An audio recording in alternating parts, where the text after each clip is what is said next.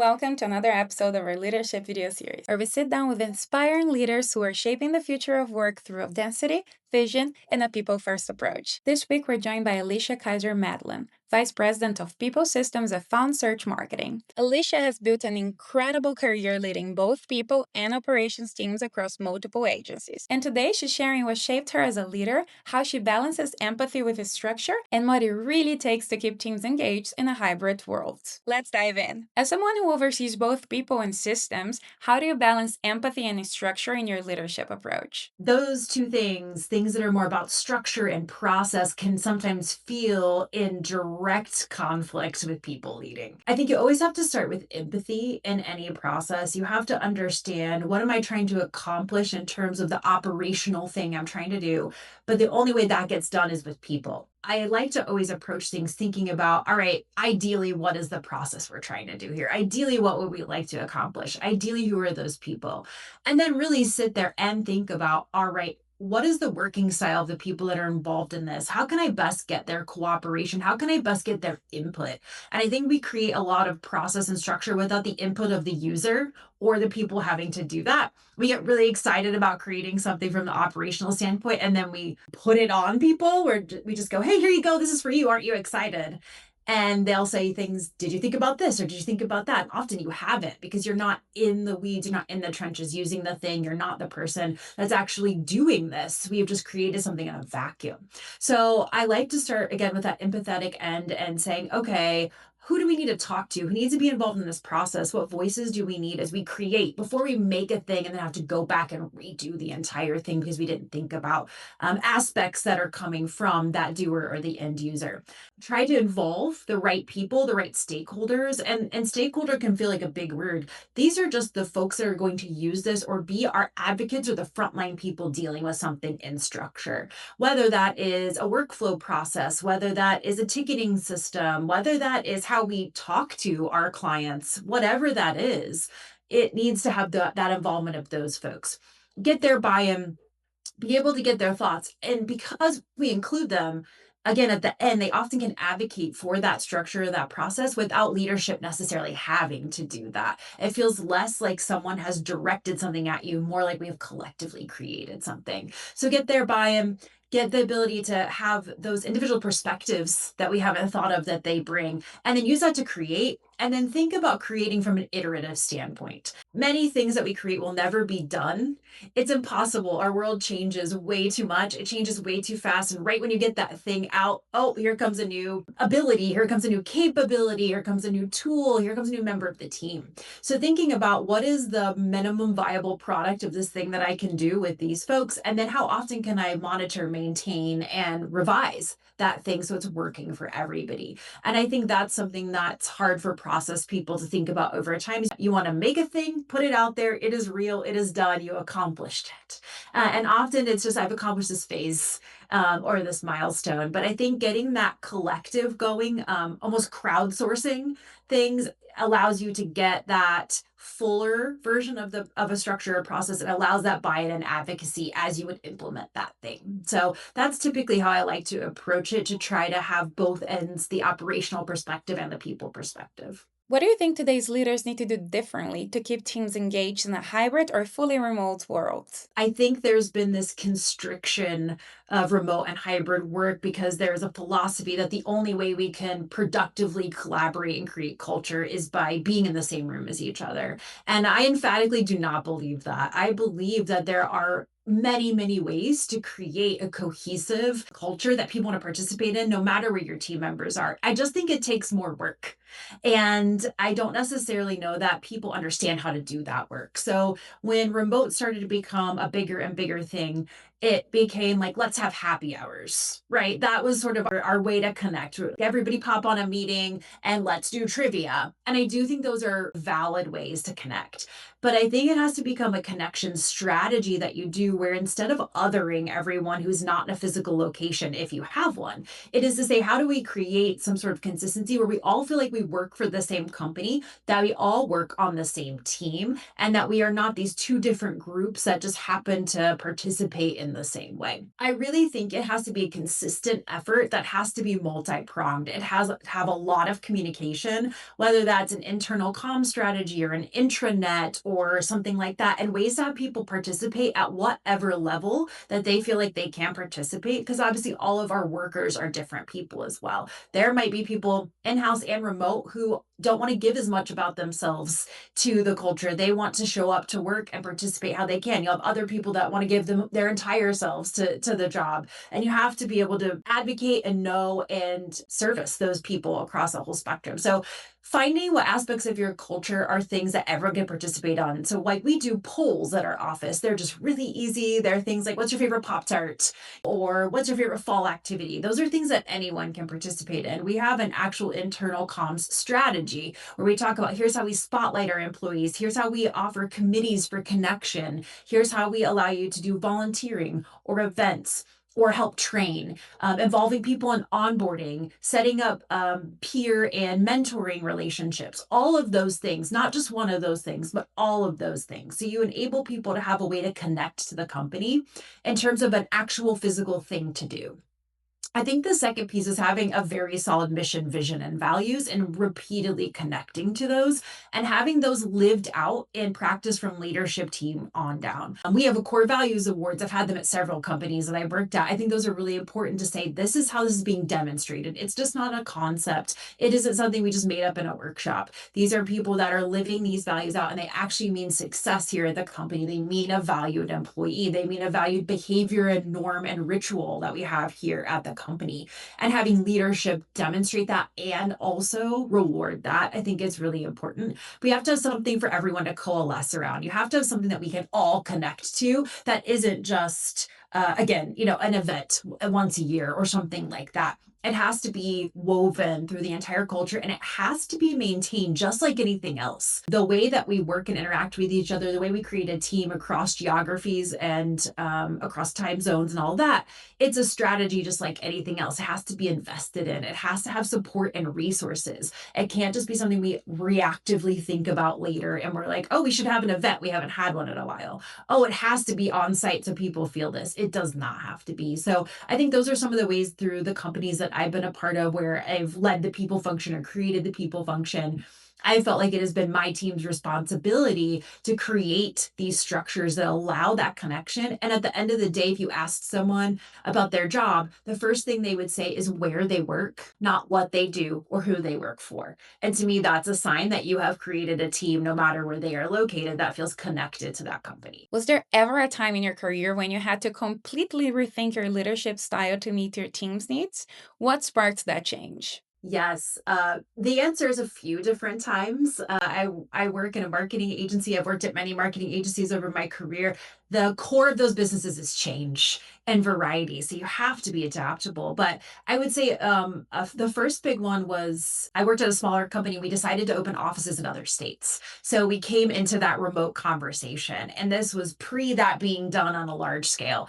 And it was things where we had to learn and remember that we had people in different time zones who had different needs from us. We had to be able to connect them to our greater team. There was only one or two of them and each of the other spots, and there were 20 of us in the main spot. So it was saying, oh, I can't just wheel my chair over to your desk and let you watch something that we're doing. I can't just tap you on the shoulder and ask how you're doing. I can't necessarily see your face walking into the office. I have to proactively connect with you and actually create something that says we have a relationship. So that was kind of the first big thing. The pandemic was definitely the next big thing. It was everyone became remote overnight and we had to keep a team together while there was a lot of outside forces that were impacting the team. And I think that was really the first time in my career where it started to come up about really understanding and servicing the whole person that was coming to work, because there were so many things happening and you cannot separate that. It doesn't matter how you wish to show up to work. You cannot separate what's happening in the world from who you show up to at work.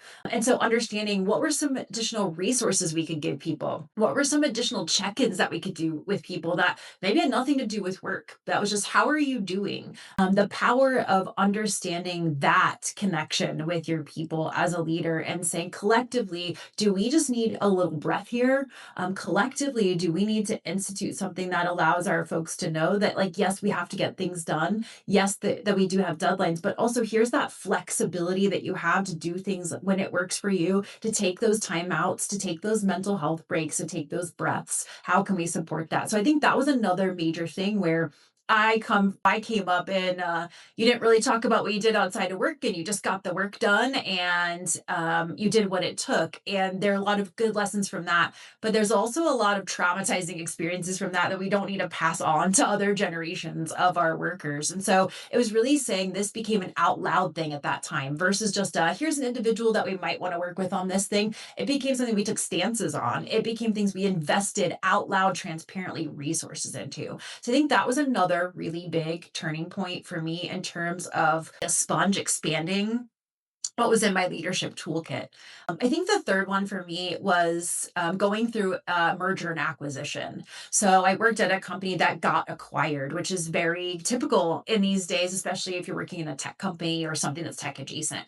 I had never been through an acquisition as a worker or as a leader, and going through that and watching how much communication mattered in that moment and how much it mattered to express what our culture was and work with the company acquiring us to understand that that's what drove our business.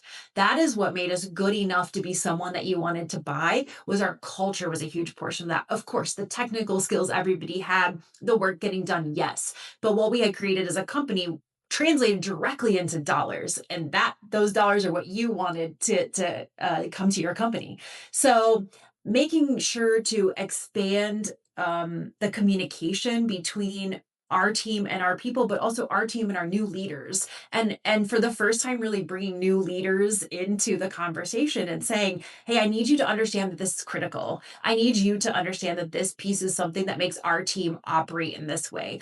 Here's where we need to compromise. Here are things that are absolutely cannot be let go, and then figuring out how to translate a lot of that stuff to our team in a way that made it still productive and made them feel like they were going into a situation, because we had hired them at a different company for a different job, right? And suddenly they work in a different place that they didn't sign up for. And understanding what that leadership took to be very honest with them in that capacity and being transparent and communicating either way. So it was a lot more of the in between leadership. I'd always kind of sat at the top of the organization, so I only had a CEO to really talk to. This became a whole entire new leadership team. And so expanding what it really meant to be transparent, what it really meant to communicate, what it really meant to showcase who we are, was probably the third biggest transition that I've had over this time. You've built a career leading both people and operations teams across several agencies. Looking back, what moment or decision do you feel most shaped the kind of leader you are today? Yeah, that's a great question. And I know oftentimes those two disciplines don't seem like they go with each other, being people focused and ops focused. And I was a people leader first, and then sort of ops came along on that journey. But I think for me, it's less a single moment and more some micro moments that have happened for me along the way that have really refined my leadership style. I think we often learn from the first leaders that we have, and we end up adapting what they give us into that style. So, like a lot of people, my very first groups that I led were people that did things I knew how to do and that I had done myself. And so it was easy to connect with them. And it was easy to chat with them about what was going on. And then as I grew, I started to take on leadership roles where I didn't exactly know what those folks were doing, or I had never done that job myself. So you couldn't rely on that connected language you already had. You couldn't rely on the task-based things that you knew. You had to really elevate up that level. And so I think as I started to lead teams that were not my initial skill set that I had as a person or jobs that I had done, a big moment for me was switching from that task level to talking more about the person and their growth and what was going on the higher level versus just what are you doing today? Great, did you get that? Did you get that done?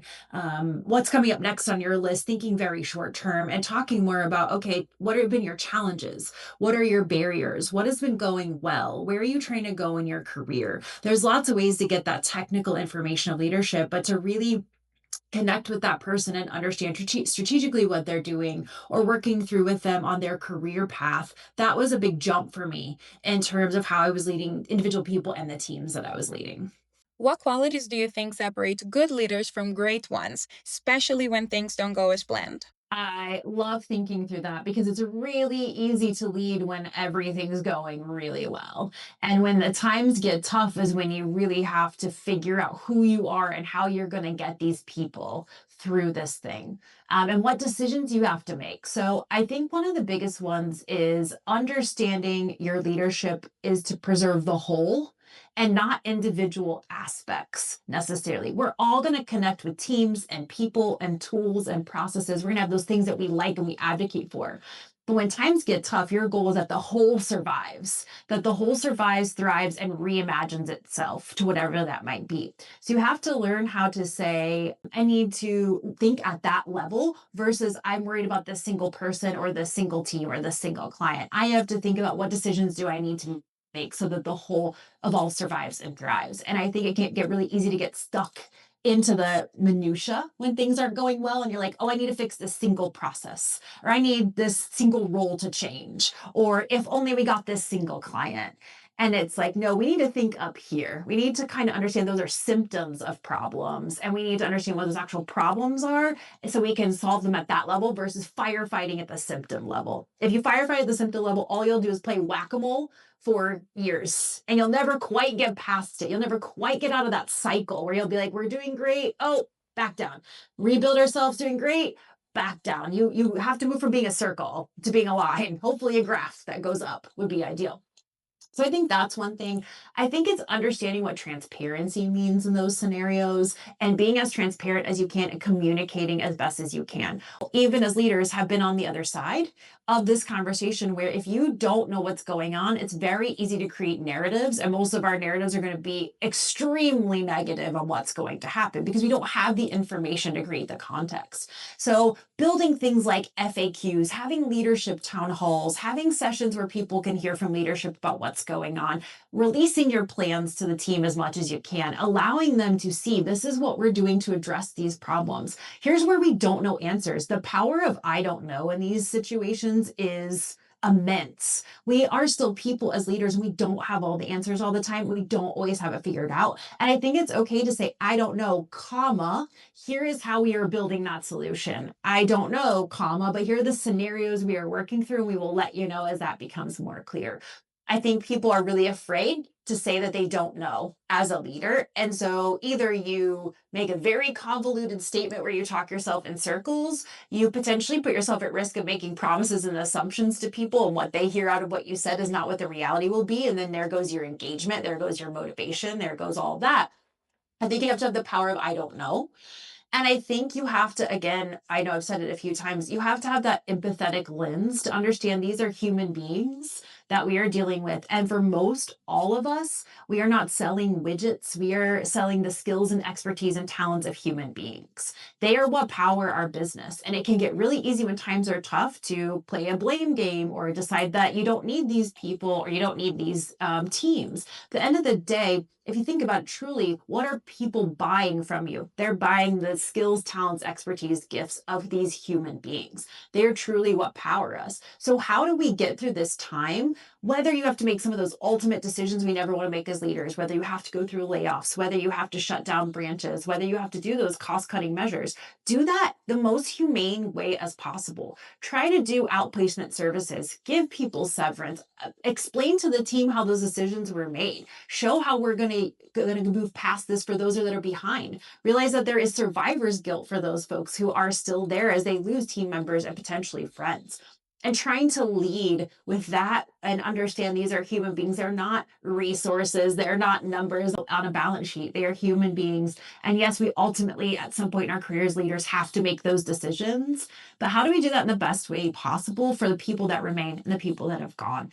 And so I think those are some of the things that I've learned over time because none of us escape having to make those decisions as leaders at some point. You hope there's the most minimal number of times that you do, whether that's from one team member who's not performing all the way up to some of those larger scenarios.